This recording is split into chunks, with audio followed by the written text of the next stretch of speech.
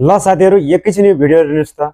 काँक्रा लगाउनको लागि धेरै ठुलो बारी नै चाहिने रहेछ है साथीहरु। यति सानो तरिकाले पनि सानो बारीमा पनि मज्जाले काँक्राहरु फलाउन सकिदो रहेछ। हेर्नुस् त साथीहरु। ओहो, अब मान्छेको दिमाग हुनुपर्छ, जे पनि गर्न सकिन्छ हैन र। अब धेरै ठुलो माटो पनि चाहिएन, मजाले आनन्द तरिकाले यति धेरै फलाउन पनि सकियो। कृषि युज गर्न जानेको भने चाहिँ यो हो के साथीहरु।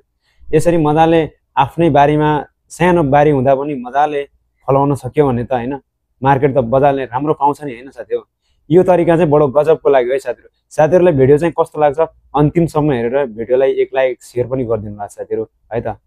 हेर्नुस् त, ओहो हो, यसरी गरेको चाहिँ पहिलो पटक देखियो है साथीहरु। तर किसान साथीहरुले यति गरेको चाहिँ मैले मान्नुपर्छ यिनी साथीहरुलाई, किसान साथीहरुलाई एकदम व्यापक रूपमा मान्नुपर्छ। यस्तो राम्रो मजाले गर्दियो भने कति बडो गजबको भएको छ नि साथीहरु हैन। यो तरिका चाहिँ हुनुपर्छ है किसान साथीहरुले गर्न खोजेको चाहिँ।